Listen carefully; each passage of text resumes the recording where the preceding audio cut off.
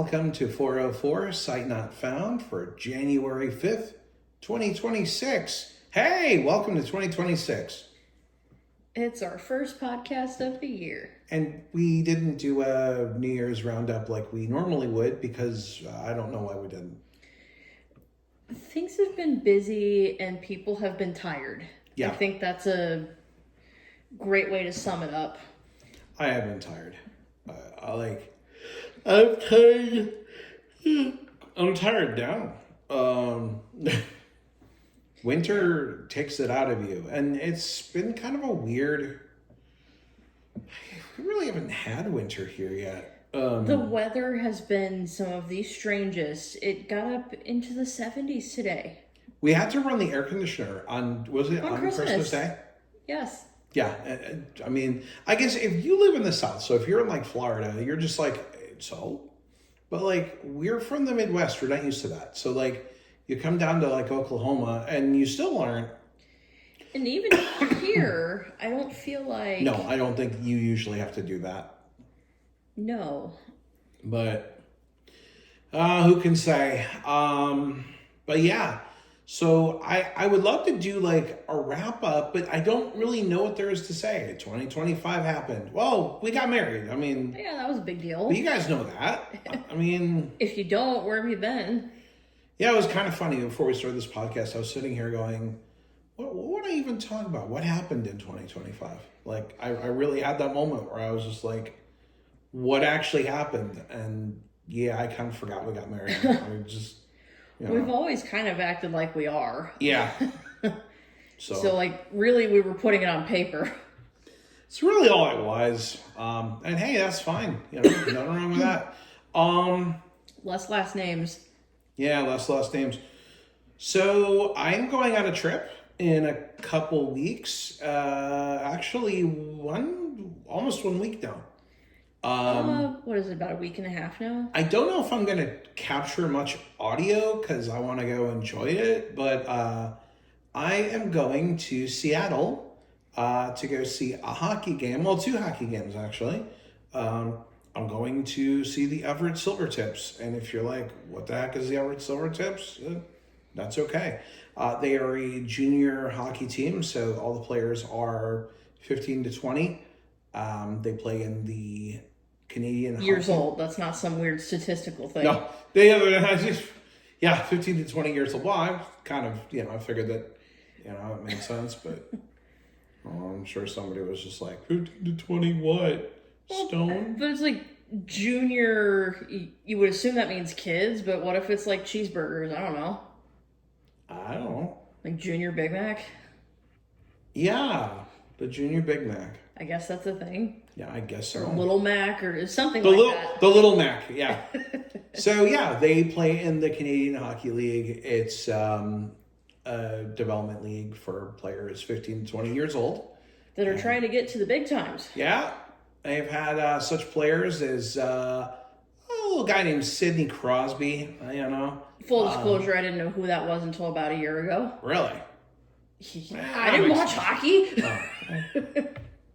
Yeah, I guess he's not that ubiquitous like I would expect. A lot of hockey players aren't. Like football, yes. Baseball, to some extent, yes. A lot of people know who Wayne Gretzky is. That's fair, but he was not a CHL player. No, he actually was not. I don't think he ever played in the OHL. He did play for the Indianapolis Racers, though, which is kind of a fun... Yeah, because Indy 500. Yeah, the Indy, they were in the International Hockey League. So, yeah, we are doing... I'm doing a trip. You are not going. You're going to... I'm going to stay home and work the rest of the week. And then, Mary Mozzarella is going to come over that Saturday, I think, and we'll clay the day away or something. Yeah. Y'all can have a ladies' day. That's the idea. But yeah, I guess the only other notable, though not happy thing of 2025 was the subject of our last podcast. Yeah. Losing Jan. And... one of the things that I alluded to in that episode, but probably didn't discuss in depth was training.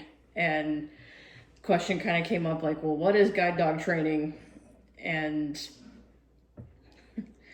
I'll take a minute to talk about my experience, and let me just start by saying this is my experience. This is not, anybody else's experience. Everyone goes through this in a different way. I've had a couple dogs before Jan, but to make a long story as short as possible, I chose the Seeing Eye as the place I wanted to go get her. And before I got in, I had to have like an O&M evaluation. They had to see, can I safely make decisions about crossing streets? Can I walk a route without getting totally turned around? What made you choose the Seeing Eye? Sure. And because that's kind of, I think, a big thing. So for those that don't know, there are multiple schools. And when somebody calls it a guide dog or a Seeing Eye dog, or a leader dog, or there's several names. You hear people go like, "Oh, that's my Seeing Eye dog." Like literally, if they're using the term correctly, it is a dog from the Seeing Eye. Yes, the school is in Morristown, New Jersey, and I could probably run an entirely separate episode that is all about the methods of obtaining a guide dog and what all the factors are that you might want to look into to make your best decision. But there are, if people are interested in something like that, let me know. There are multiple schools in the United States. And obviously, Canada's got schools, I believe. Yep. The UK does. Yes. Ireland's got one. Yep. South Korea has one. They have the Samsung Guide Dog School. Do you get like a robot? No. It's just sponsored by Samsung. Does it like lead you down the street and just start going woof, woof, woof, woof, woof, woof, woof? It's Steve the Robo Guide. Oh no, not Steve the Robo Guide. But so that is to say that like in America, you have a lot of choices as to where you're going to get your dog. So it's not like the UK I think has Guide Dogs UK, and like Ireland has Guide Dogs Ireland or Irish Guide Dogs, Celtic dogs like or something. I don't know. But here, there's probably 10 or so different schools. Yeah. I haven't counted all of them out. And there are other means. You can bring your own. But, I mean, just... if we're talking about schools. Yeah, just like when it comes to schools. Because we could really go deep into the bunny hutch on... Yeah. And again, if that's something that people are interested in, say so. Happy to wax poetic on dogs. But... for the sake of what we're doing here, I picked the Seeing Eye. I mean, it's the oldest one around. No, that's not really why. But it was the first one. That is a fact. You like things that are old. You married me, so I mean, I think there's some truth to that. Oh boy, I'm all old and stuff. Yeah. But to me, I liked their approach to training, and this is not me trying to open up a can of worms about what type of training is better. I like the fact that they have kind of a balanced approach, that they do praise, correction, some treats. That was something that was important to me. I personally don't want to walk around with a big old pouch of treats, like Pez dispensing treats every time my doggy does something good. That is just me. I'm not trying to open a debate or can of worms here. That was my decision. And also one thing Seeing Eye does that, I don't know which other schools do. It's been a long time since I've researched specific schools, and I'm not here to, say one's good, the other's bad, so on and so forth. When you leave class, when you graduate with that dog, that is your dog. You own it. You make its decisions for the rest of its life. So for instance, when Jan went to live with her adoptive parents, I made that decision. I chose the people she went to live with and got to stay in contact as a result. We actually just went and had Christmas at their house. We sure did. That was really nice of them to invite us. But to me, that was important. For others, maybe that's not something that is as much of a value to them, or maybe they want the regular follow-up from the school because it holds them accountable, or they're new to dogs, they don't really know what they're doing, they want that extra encouragement. Like, no decision here is a bad one. Right. You just got to figure out what works for you. And I think we may have talked about this in the last one, is like really comes down to doing your homework. Yes. And talk to the researching schools, talk to handlers that have gone through different schools. And it's 2026. There is a massive amount of information Yes. online. And talk to people that have gone to a school recently, because even within a particular school, things can change. I don't know how true it is, it's not substantiated to my knowledge, but there was word going around that Seeing Eye might be changing the kind of collars they use. Okay. So things do change in that scape, even with, a school that's been around for 100 years. Yeah. So try to talk to people that have been recently, call the schools, ask them questions. They love to talk to you. They want people to come to their class. And then, once you figure out where you want to go, you apply. And for every school, that process may look a little different. I filled out, I answered some questions about, my living environment, lifestyle, how much walking I did. And then they sent out an instructor to do what they call a Juno walk. And what that essentially means is the instructor pretends to be the dog. They have a harness handle. And do they jump up on you and lick you and stuff? No, more so the guide part. Okay. They pretend to be, they have this little handle they hold that magically turns into dogs. They don't beat you with their tail and stuff. No, and they don't pee on fire hydrants. They don't try to crawl up in your lap. Like Jan did. I never had one of my dogs try to pee on a fire hydrant, but they are very, they can get a little sniffy around the fire hydrant sometimes because every other dog has peed on the fire hydrant. I do not understand why dogs pee on fire hydrants. Is there, can someone explain this? This phenomenon. Okay. But yeah, I want to know. Leave a comment if you know. Did we just find our podcast title? the fire hydrant conundrum. Yeah, maybe. But anyway, all that's to say, the Juno walk, they're looking at a few things. They're looking at what speed do you actually walk at? How much pull do you want from that harness? Do you want a dog that is going to be forceful and really tug you in one direction or another? Do you have a bad veer and you need that dog to be able to kind of shove you in the right direction? Or do you just kind of need a gentle tug forward? You want some tug. The dog has to be walking about a step to a step and a half ahead of you so that you can feel what's going on. Yep. And they can, tell you what's about to happen. Pretty much a step, because the idea of a dog is if they stop, one of the first things you do is put usually over here anyway, dogs are on the left, so you put your right foot kind of out to see, is there a curb here or something? Yeah. So they're looking at that. They're looking at, if you have to correct your dog using the leash. And what that essentially means, your leash is clipped onto the collar, and sometimes you may have to do a sort of tug and release. And what that does, it kind of goes back to what the doggies learn when they're baby puppies. Yes, I just said baby puppies. I know that's redundant. From their moms, the mom lifts them by the scruff of the neck or bites them on the scruff of the neck if they're misbehaving.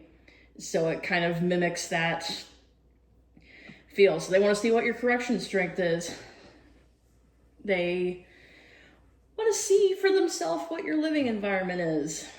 And that way they can take all that information back to the school, because the tricky thing is, usually the person that comes out and does this Juno walk is not going to be the same person that works with you in class. They, at least at Seeing Eye, again, I can't speak for anywhere else, and some schools have kind of changed it up now to where they do videos instead of having someone actually come out and do a live walk. And there could be benefits to that too. Yeah. Less travel. The actual instructor that's going to be working with you can see you walk. There are benefits and trade-offs to both. But anyway, they take a bunch of notes, and they may ask some questions while they're with you too. You know, do you have a preference of gender or breed, kind of the general size? And it's like, well, they're labs and shepherds and golden retrievers and such. How much size difference can there really be? Quite A a fair lot. bit. Little Jan started out about 45 pounds when I got her, and she wasn't quite all the way grown yet. She was about 1.5 years, so I think 50 was about a good top out for her. But, you know, I had a friend with an 80-pound lab. Yeah. I've seen some big old German shepherds. I've seen some tiny German shepherds. Like, they kind of come in a variety of sizes, and what gets picked for you maybe a little bit based on your size, your weight, as they're having to kind of pull on you a little bit. But it is funny, sometimes you get like, little bitty short girl and giant dog. Yeah. It does happen. I knew somebody who's unfortunately not with us anymore, was I think shorter than I am, and had a dog that was so tall she had like an 8-inch harness handle. The standard length of a harness handle is about 16 inches. Oh my gosh. Yes.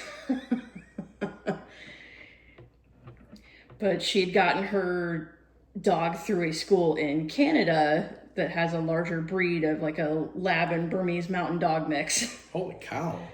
Yeah. What, do you ride it to like where we're going?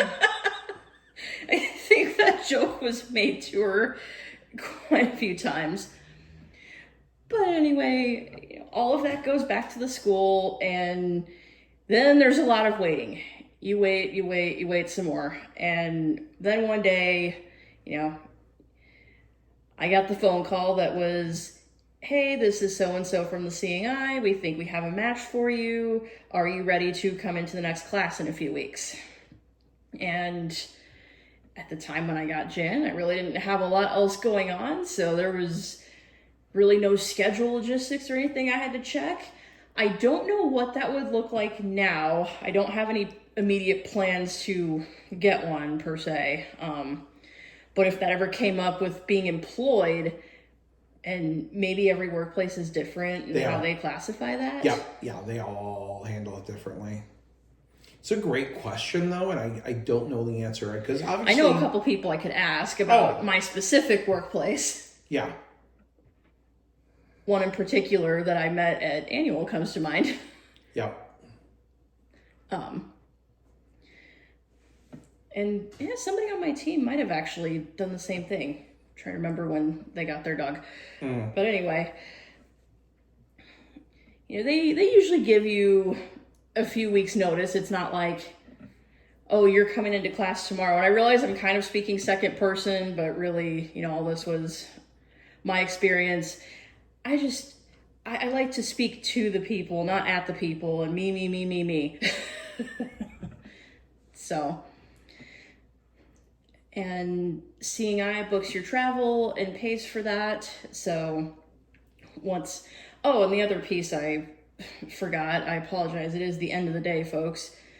You also do like a medical, like you get a physical. That makes sense. And there's a form that they have your doctor fill out just to make sure that, you're up to the task physically. Because in class, there's a lot of walking. So much walking. I would need to probably get on a better exercise regimen before I ever thought about going back into class. Because right now, that is basically non-existent. Me too. I'm fat. We like to eat and don't do a lot of physical, like, walks or anything like that. Nope. Should be. Everyone says, like, New Year's resolution, go to the gym. We didn't even pretend on My that New one. Year's resolution is to not make any more New Year's resolutions. Yeah, I feel that. But, yeah, so they get the medical paperwork, they get the match. Recently, well, I shouldn't say recently, it happened. So when I went to class before, it wasn't a thing, but when I went for Jan, one of the things they requested, and I think it was a newer health regulation that they had to make me go get a tuberculosis test. Mm-hmm. But I mean, that's, no big thing. But you are living in a communal space for a few weeks, so that's something they want to keep tabs on. Yeah. So day comes, and when I went to get Jan, my flights were a nightmare, but that's just because air travel can be that way. It had nothing to do with the school. My first flight, it seemed like it mysteriously never got canceled, but it also never left the ground. It just kept getting delayed. I, told the airport that I had appointments I had to make in New Jersey. And the real kicker was, at the time, I was in Virginia and could have gotten there faster on the train than I spent waiting in the airport most of the day. Yeah. By the time I got to Seeing Eye, because they send you to Newark Airport, and then that's another 45 minutes from the school.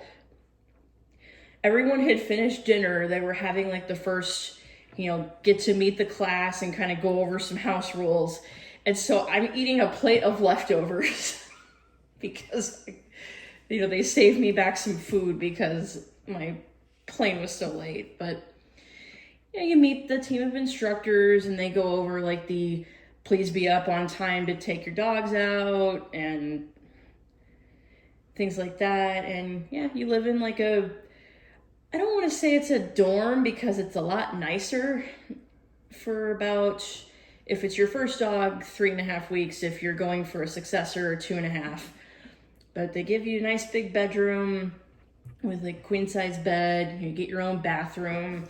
They take care of all the towels and laundry, linen laundry. They have housekeeping that comes in and cleans. You're responsible for your own personal laundry and such, and they want to set you up for success, because you're there to focus on getting your dog, not so much having to worry about logistics. So there's a dining room that feeds you a lot of delicious food. If you leave a meal there hungry, it's your own fault, because they have so much food going on. They get executive chefs. First couple days you have lectures on dog care, what to expect when you get the new dog. You meet your instructor, who does another Juno walk or two, just to kind of make sure that the dog that they had in mind is what they're going to go with. And I was told in my case that yes, Jan was the first impression dog and remained so. And about day 3, you meet that fluff ball for the first time. And so... There's an airplane. Sorry, guys. Yes. I don't know if that's going to come through in the recording, Oh. but there's an airplane going over. Yeah, I'm sitting in my room. My trainer comes in. I was like, "Are you ready to meet your dog?" I said, "Yep." She's like, "Okay, sit here on the end of the bed, and I'll clip your leash on." And I knew I had a little dog, because the bed wasn't super high, but it was definitely a little up there, and I had to really almost fold myself in half to actually reach the dog. I was like, "Oh, you're tiny." And she was. I always wonder too, if the dogs know that this is going to be their new person. Some dogs adjust quicker than others. I definitely saw situations, especially with the German Shepherds, because they're just so stinking loyal, that especially if the instructor that handed them off was the instructor that trained them, sometimes it is, sometimes it's not. The German Shepherd would start singing a chorus when the instructor left. I was told, by the trainer, hey, I trained Jan, so when I leave, she may whine. And one of the things they went over in lectures was how to deal with that. So how do you deal with that? So the thing that you don't do is put your arms around him and go, "It's okay, everything's gonna be just fine. Oh my goodness." But, you can get him some little head scratches, ear scratches, scratch near the tail. Just, it's okay. you're okay. Because the bigger deal you make, the bigger deal they make. Yep. And that is something you learn a lot about. You know, if you freak out because a storm's coming, they're going to freak out because a storm's coming. Yep. And so those next couple weeks, I spent, so she was a successor for me because I'd gone for the full class when I got Miss Melody in 2014. So I kind of got the, what's the word I'm looking for? Like the sped up schedule, the accelerated schedule. There you go. And so we first started out just walking around areas that she was familiar with. They have like a downtown training building. And so we walked some routes around a couple of blocks there. Anyone who's familiar with Seeing Eye knows about the Elm Street route. It's like it's about a mile long route with some different types of crossings. You've got some signs, some lighted, and when you accomplish that, that's one of your what they call solo walks. Like you learn it with the instructor and then you end up, within about a week walking that with your own dog, and they throw some barriers up to watch, how you and the dog navigate around them. Then they also will sometimes bring out what they call distraction dogs, which are either dogs that didn't make it as guides. There are many reasons that can happen. Medical, just not cut out for it, trauma, or some of the instructors bring their own, some of them have little dogs, and try to throw those in the guide dog's face and see how the team works through that. Once those routes are done, we got to do the fun stuff of going shopping, going into like a mall and running around Barnes and Noble and going and getting a coffee at the Starbucks in the back, learning about escalators. There's a building that we go to and learn about revolving doors, which it's one of those, you hope you don't need it, but if you do, know how to use them. And so one of the things that I've done with each of my classes, and that anyone who's maybe new to this, I highly recommend, say yes to all the things that they ask. Do you want to go on a hike? Are you interested in learning escalators? They try to give you as many experiences as you want. If you if you have a mobility issue that you can't do escalators, and they're not going to make you, or for some folks, they will adapt some of the routes to be a little bit shorter if they have, a heart condition or some other health concern. Yeah. But where possible, say yes to all the experiences. Go out in the rain, because guess what? You're going to do it when you get home.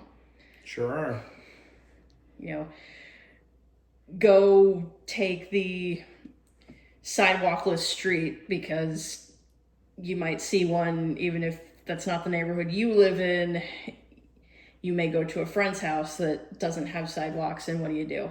Yeah. Learn all the things, and it doesn't seem like a very long time, like 2.5 weeks, but they pack a lot into that. It feels like a lot. It is. It's exhausting.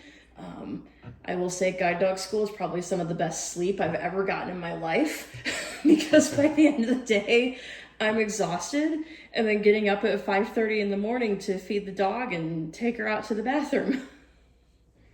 That's another thing you get to learn, especially if you're a first timer, is how to pick up poop. Yeah, I'm good. I'll stick with my cane. Yeah, I guess the worst thing you got to worry about with that is like your tip cracks in the middle of the sidewalk, or somebody runs over it. You don't want that to happen. No. No, that's not good. Well, we did have to stop and do like a drive-by cane tip change for you one time. Oh yeah, back in Colorado. Yeah, I heard this little ting-ting, went, oh, your cane tip just broke. Sure did. So we had to pull over and change a tire. And yeah, before I ever got Jan, some of what she went through, she had a puppy raiser from about, she was born at the Seeing Eyes breeding facility and was with her mother for about 8 weeks, then went to a puppy raiser, which is a family that hosts a dog for about the first year. They learn basic obedience, and the family takes them on all kinds of outings, and they have to get some permission from places, but being around the Seeing Eye, it's pretty well known that like puppy raisers are going to bring the puppies out, but they, you know, get permission to take them into stores, and like some of them, I think it was, Jan's family, the primary raiser was a high school student, and so like she went to band concerts and things. You know, they try to expose them to a lot of different experiences, so to kind of let them get used to what they'll be seeing when they become a working guide. So that's for about a year. They come back, and you know, during that time too, they're checking in with Seeing Eye staff. They're having, you know, regular meetings and seeing how things are going. So, you know, some dogs get dropped before they ever even get back to school. But then they come back, they get medically examined, and if there's issues there, they might get dropped. And they think in most of those cases, they'll go back to the puppy raiser unless the puppy raiser's like, I don't have room for more at the inn. And then they'll find them a family. But then they start getting evaluated, make sure they're good candidates for training. Some of them will go to training. Some of them will become breeders because they got to keep the program going. That's right. So we got to have more puppies. Some will go on to work in other careers like bomb dogs, cadaver dogs, therapy dogs, really wide range of, you know, police dogs for some of the shepherds, like really wide range of things that the dogs can still possibly do. They just may not have the right temperament for guiding because it goes against so many of their instincts, like prey drive and, you know, food.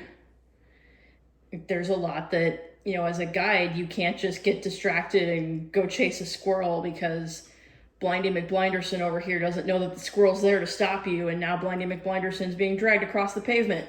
Yeah, I hate when that happens. I am Blindy McBlinderson, by the way. I just want to point that out. Oh, well.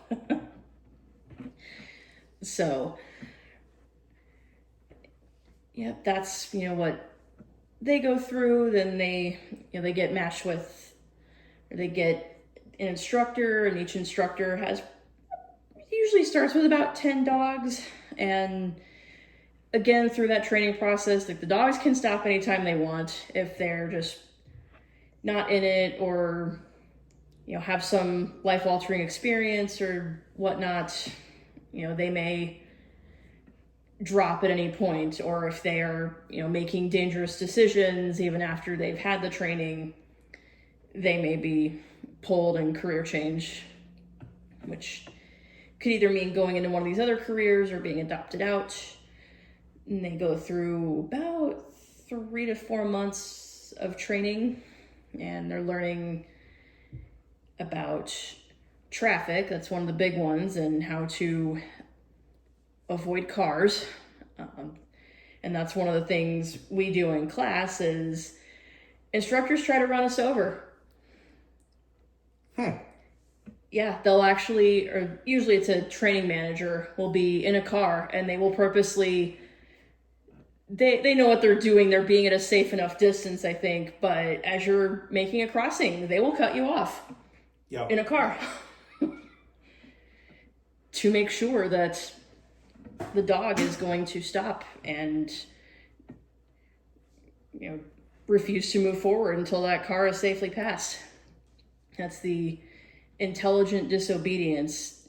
I tell Jan forward, Jan says, no, it's not safe. I'm not listening to that. But they're learning traffic. They're learning avoiding obstacles, like things in the middle of the walkways. They're learning to stop at curbs and stairs, because if they don't stop, I don't know what's there. I'm going to fall on my face. Yeah. That's how I find out what's going on. So a lot's happening. Get the dog I'm there for my 2.5 weeks, and then we come home and start our life. And the school's always there if I need them. I can give them a call anytime something comes up. They'll try to help me troubleshoot it, over the phone if they can, give me things to try. If that doesn't work, they can send somebody out, and that's how Seeing Eye does it. Some schools actually do like a yearly follow-up where they do send somebody out to see how things are going. Others have month check-ins, 90-day check-ins, and they kind of decrease as time goes on and you're doing well. But that's a little bit about training and what in the heck that actually means. Yeah, because it varies depending on the school, and it can vary widely. And so if you have a guide dog and want to leave a comment, I'd love to hear about your experience. Tell us, what school did you go to?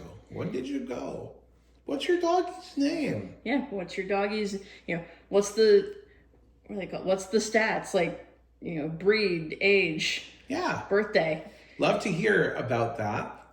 That's one of the things. I think it was after about the first week, I knew that her name was Jan and that she was a female yellow lab, but I didn't know her weight, her birthday. Was there anything else? And I think it was weight and birthday, and sometimes they know the parent names, sometimes they don't. But fun fact, there were 4 of her other siblings in class with us. Wow. Yes. So she was one of 5 in the class, and then I know of 3 others that were in a little bit later classes. Because, they can sometimes hold over a dog for a couple months if they don't have a person in mind. I think there does become a point where if they just cannot find a match, they will end up looking at a career change.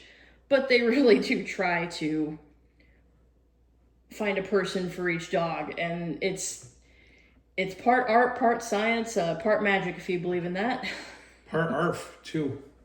Yes. ARF. Roof. Yeah. Tell us about your doggies. Give us the bio. Yeah, we'd love to hear about it. And I don't know. I think it's really interesting. I think a lot of people, you hear about guide dogs and that they're obviously out there, but there's a lot that people don't know, and I think knowledge is power. And this was a very abbreviated version. I didn't want this to turn into another 1.5-hour epic of me regaling my entire time at guide dog school. I promise you, if you want to learn more, listen, if you're watching this on YouTube, go do a search for guide dogs. You'll find plenty of videos. I'm sure there is a cornucopia of knowledge out there for you. Yes, and Facebook has several groups that you can reach out to. There's tons of resources. Yeah. And, contact the schools themselves. They all have, admissions specialists, or they all kind of have different titles depending on where you go. It might be an admissions counselor or coordinator, but they will kind of be your point of contact until you get there anyway. But if you are interested, they definitely want to hear from you, because the more dogs they can get out there, the better it looks for them too, because at the end of the day, they are, at least here in the US, all of them are nonprofit, but if they can show numbers, they do answer to some governing agencies. There is the Assistance Dogs International, the International Guide Dog Federation, and people have various thoughts on those. I'm not getting into that here.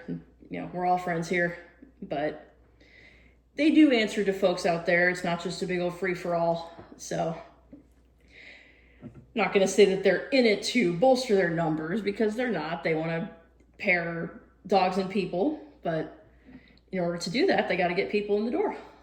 So I have one more interesting topic for this podcast. So we talked about 2025. Let's talk about 2026. What are we looking forward to this year? Well, your trip is coming up. I know that was one that we talked about. And we just missed World Braille Day. That was yesterday. So happy, belated. Happy now I can read the ATM, the drive-up ATM day. In the elevator, as long as it's... In the elevator, yeah. As long as it's Braille. Yeah, as long as it has Braille on it. Did encounter one that didn't. So, a crazy thing. Well, yeah, I mean, I can think of a couple things I'm looking forward to. I am actually looking forward to the ACB convention if we go. It's in St. Louis. And we're definitely looking at it. Looking at going. So you can meet the Ervens. That's right. So that will be this summer in St. Louis. I want to go. I think it'd be cool. Looking forward to that. Also looking forward to, and I don't know how much they'll cost or what it's going to look like. I am looking forward to Google glasses, like Gemini glasses, not Google Glass, but like. I hope they do them similar. I hope they've partnered with a sunglasses manufacturer and can make them look nice and mainstream. Well, that's the thing now. People want trendy. I was kind of flopped out in this dining chair. I had to like pull myself up. So that's been the thing. Like people want, they want like trendy looking glasses. So they're not going to look like nerd glasses.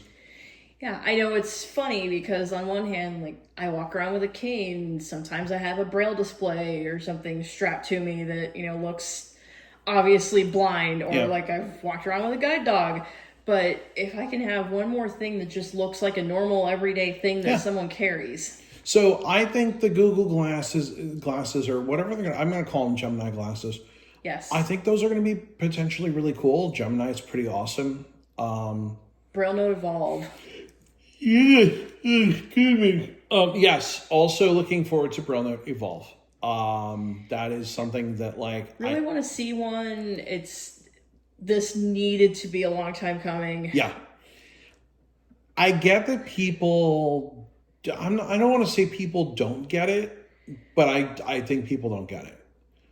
Like, I know there's been a lot of these companies don't know what we want, or it's like, no. This is what you've wanted actually for a very long time, because on one hand it is a computer. Yeah. On another, if you need to transfer those skills over to a different computer, it sounds like it's going to make that task potentially a lot easier. Yeah, I mean, I'm more interested in a QWERTY version. I like my keyboard, but yeah, you'll have transferable skills, and that's kind of the big thing. And it will work, in some way, shape, or form with a lot of mainstream programs. Sure. I'll be interested to see how that actually all works together. And, can I open Microsoft Word and have Braille?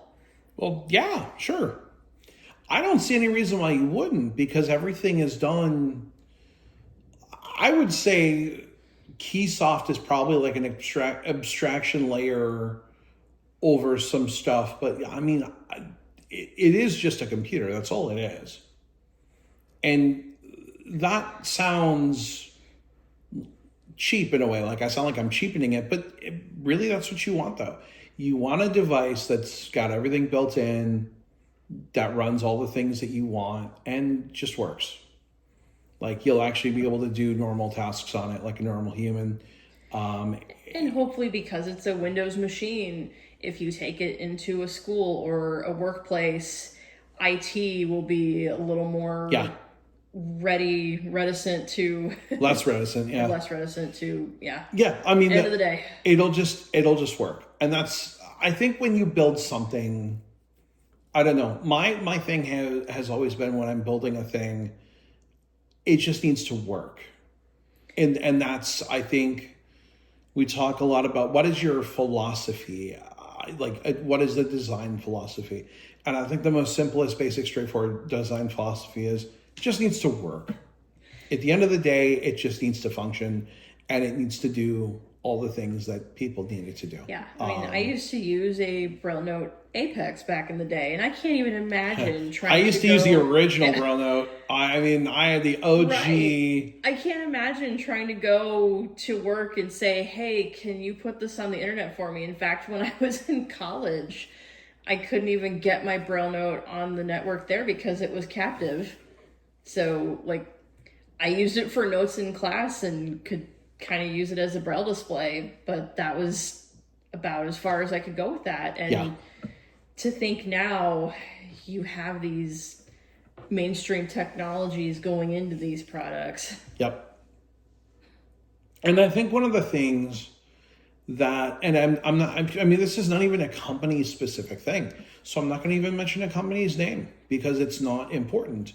But like, one of the chief complaints about a lot of this proprietary tech is that it's always behind the 8 ball when it comes to, well, what radios does it have in it? What are the specs? What's the processor? So like, what OS is it running? Yeah.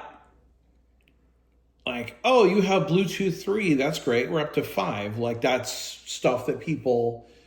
We don't see these things get future-proofed very well. And if you know anything about technology, is that technology is ever evolving. And so the thing that you bought 3 years ago is not the top of the line anymore. And so the rule of thumb, and I think the rule that you should follow when you're designing and developing, and it's a hard rule to follow because things, you know, we have such great advances, but whatever you sell should be relevant for 5 years.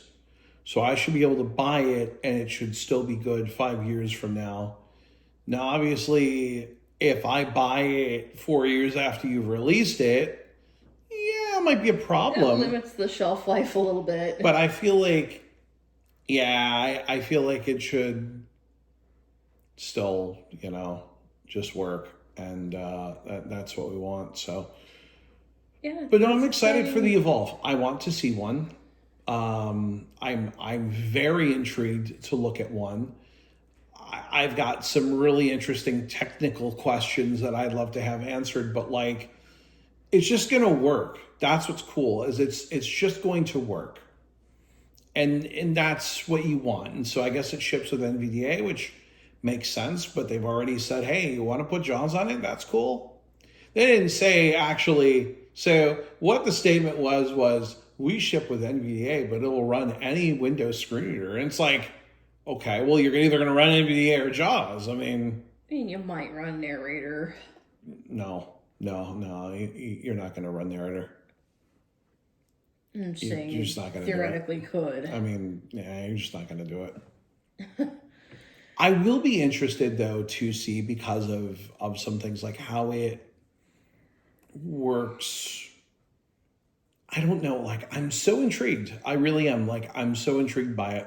Yeah. If anyone ends up getting one once they're out and about, bring it over. We'd love to see it. Tell us about it. Yeah. Other than that, I mean, personally, like, my life's pretty boring. Looking forward to a possible St. Louis trip in July. Other than that, really. How do you feel about having the house to yourself for a couple days next week? Weird. I don't know if I like it. Yeah, what are you going to do with no snoring for 3 days? I don't know, because it'll be the first time in a while, because, it wasn't too long after Jan went to live with her retirement folks that we moved in together. Yeah. That dog could snore. Oh my gosh. We don't have audio, unfortunately, but apparently we would snore together. And like, we would alternate snores. Yes, but every time I went to record, Jan somehow could sense what I was doing and would stop. Yep. And kind of wake up. Yeah, I would snore, she would snore, and we would just like have alternating snores. Yes. So. Other than that, don't really know what else. I mean, we'll have an anniversary in September. That'll be cool. Oh, yeah, that's pretty cool. And probably more Big Easy to go eat this year. Yeah, I mean, honestly, like, I can't say, like, that this is the year of, like, major No. stuff. I think it would be nice if just 26 was a chill year. I think we both would appreciate. Yeah, we've had enough excitement for a while, and these last 24 was rough. 25 was good, but it was packed. Yeah. Let's just have 26 be a chill year. I think St. Louis will be cool. I'm really looking forward to reconnecting with a lot of people that I haven't seen in a long time, and hey, meeting some new people. I mean, that will be really cool, and I'm looking forward to getting down there. I think we're only going to go for part of the time, but it'll be cool to go hang out with some peeps. And they're not doing this one during a holiday, so no, hopefully travel won't be they're doing this at the end of July, which is different. But I'm glad. Yeah, I actually like that because I think flights will be a lot cheaper. Yeah. Well, we'll have to transfer, so. Oh, yes. No more Oklahoma City to St. Louis. We'll have to transfer in Dallas or something. Oh, boy. Oh, boy. Well, at least it'll be Love Field, so it'll good. be, it'll be easy. That'll be a short flight in. Heck yeah. From here. So, I don't know. I guess that's all we really have. But what do you have? What would you like to talk about? What's going on in your world? Leave us a comment if you're watching on YouTube, and if you're not, then I don't know what to tell you. Go watch it on YouTube and leave a comment there. Or respond to, there'll probably be a Mastodon post, right? Yeah, but I don't think anyone looks at it on Mastodon. Well, I don't know. I don't post it on Twitter. I don't post it on Facebook. I don't post it on Tumblr or... Is Tumblr even still around? I don't actually know. Is Pinterest still around? I think Pinterest is. I think so. The gram, of course. Yep. It's still out there. I think someone should create a drug delivery service and call it Instagram. They would just have to spell it different. I don't care. Because you're already doing something illegal. But you have to deliver like hard drugs because it's, like I was going to say, depending on what state you're in, certain No, because that would be, no. You got to like. I mean, I guess they've got GoPuff. Okay, we are towing the line. I'm just saying, I think, Instagram, it's Insta space. Instagram, like, the 30-minute guarantee, Okay, I think we have let this go on long enough. I'm just saying, I think it's a good idea, but it's not. I don't know. Drugs are bad. Drugs are bad, okay? Don't do drugs. Listen, drugs ruin people's lives, and not just your own. They'll ruin the people's lives around you. Don't do drugs. Yeah, drugs are bad, okay? This message brought to you by Liam, who thinks drugs are bad. Like, just don't do them.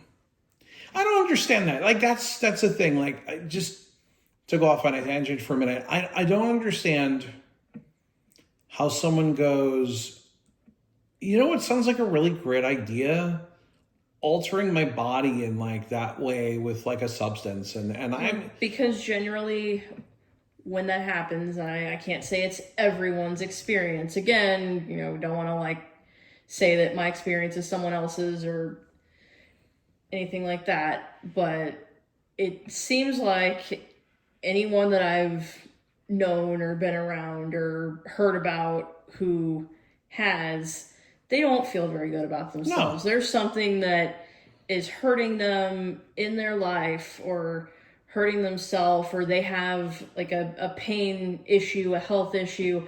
There's something that they are trying to like get away from. No, it makes sense. Alcohol, we do the same thing with alcohol, right? Like you have a beer and you really never stop to go, why am I putting this in my body? But we do it. I don't know. And I'm sure there's like a whole ethical whatever that we could get into, but that's boring. And that's not fun here on 404 Sight Not Found, because we don't like to talk about serious things. We like to talk about like washing machines and stuff like that. And security systems. Yeah, which, we switched to Ring. We have fully made the changeover. I don't think we've recorded since. We were starting to set it up. But we didn't. Did we record since Thanksgiving? When did we do the Jan episode? I think that was right before we left. Yeah. So we ended up, we started looking at Ring and ended up like going full into it. And I got to say, like, Ring is cool. I was on the fence. The AI video description that it can do when the camera picks something up is awesome. I think that is the big feature right there. I think that made it worth it for us because, like, someone will be at the door and it'll be like, we've actually had it say, like, an Amazon delivery person is delivering a package. Yeah, or a FedEx delivery person. We had the one time. We used to have a problem of the camera would go off at 4 a.m, 5 a.m. I would jolt awake, go, oh my God, what's going on out there? Why is my camera going off? I don't know if we discussed this in the last episode. Did we discuss the process? Oh, the person run through a yard. I don't know if we did or not, but yeah, we had someone in our backyard one time.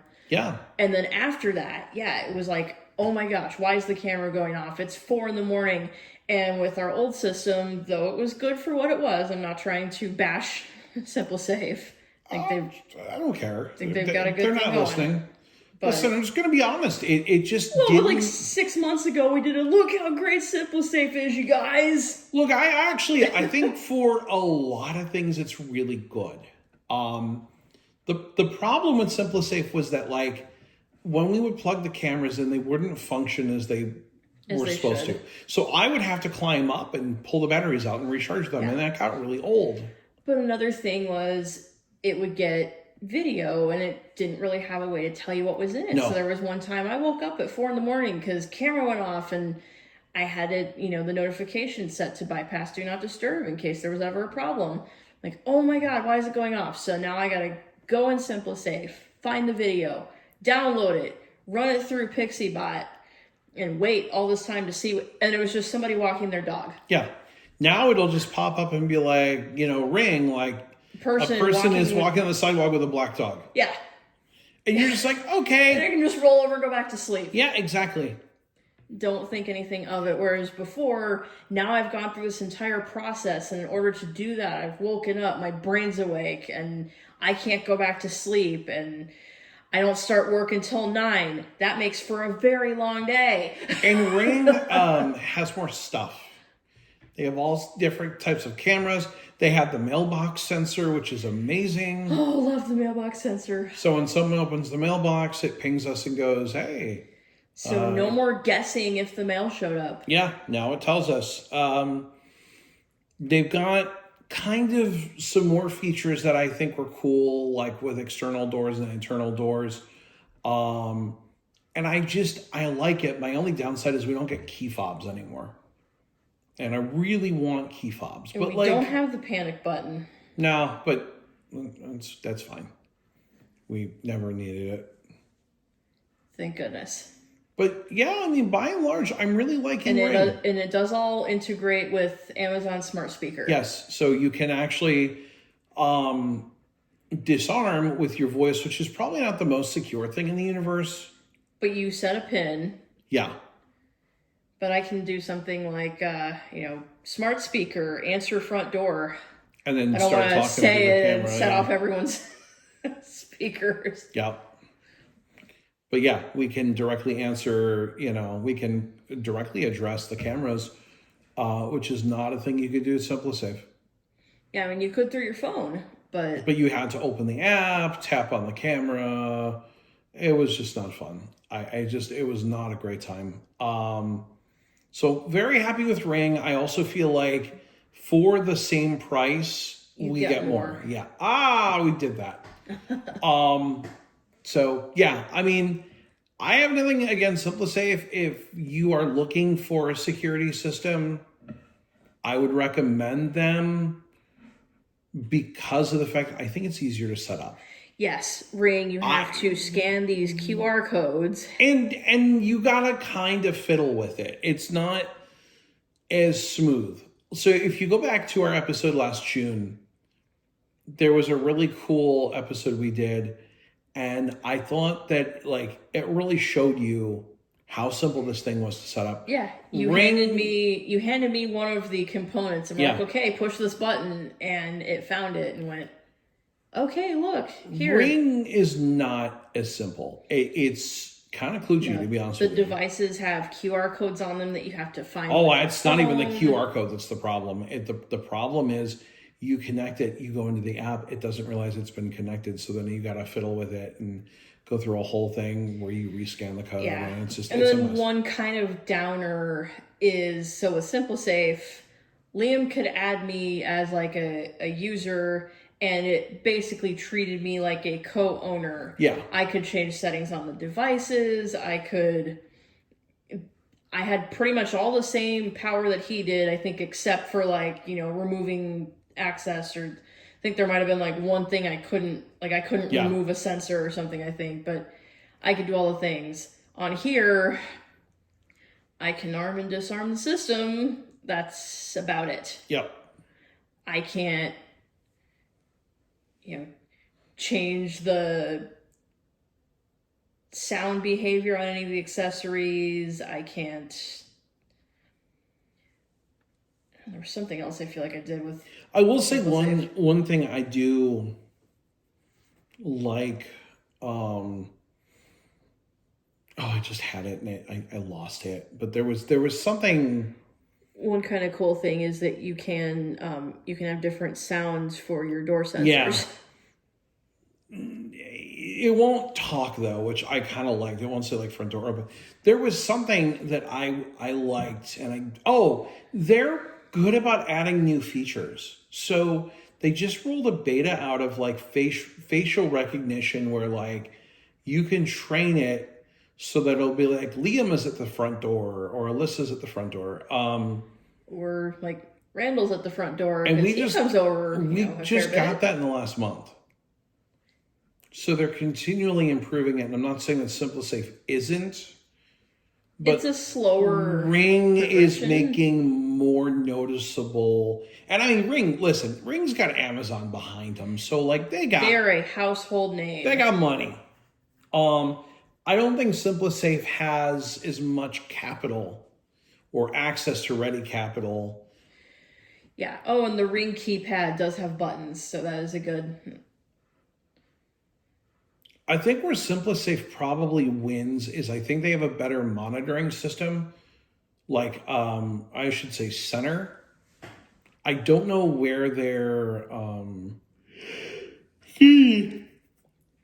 I'm not fully clued out on where their center is located, but like I know SimpliSafe like built their own, and it's like a big old call center, and it's like in Richmond or something.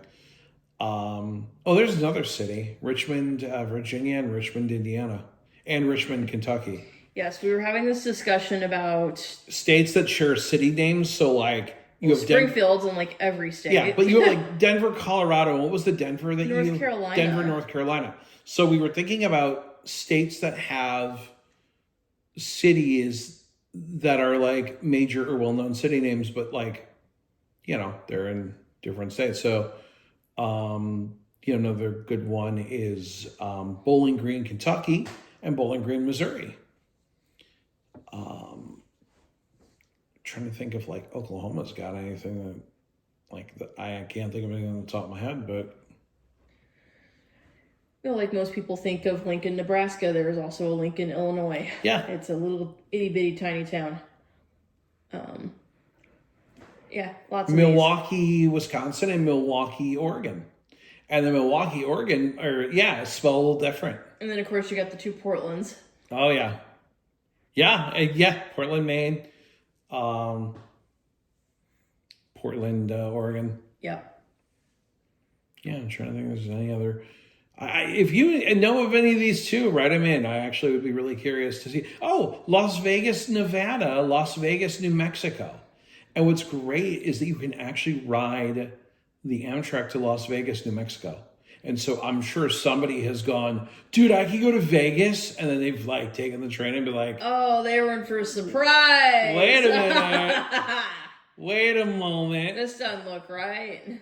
We could also talk about cities that have weird or offbeat names, i.e. Surprise, Arizona. Truth or Consequences, New Mexico. Santa Claus, Indiana. Santa Claus, Indiana. Hell, Michigan. Yeah, I mean... Yep, creativity is the spice of life. Licking, Missouri. Flippin' Arkansas. Yeah. I actually knew somebody that before they came to school was in Flippin'. Flippin'. Yeah. Thought that was pretty awesome, and she had the personality for it too. And I'm just going to end this episode by pointing out Intercourse, Pennsylvania, and say that this has been another episode of 404 Sight Not Found. We'll see you when we see you. Okay, bye. Goodbye.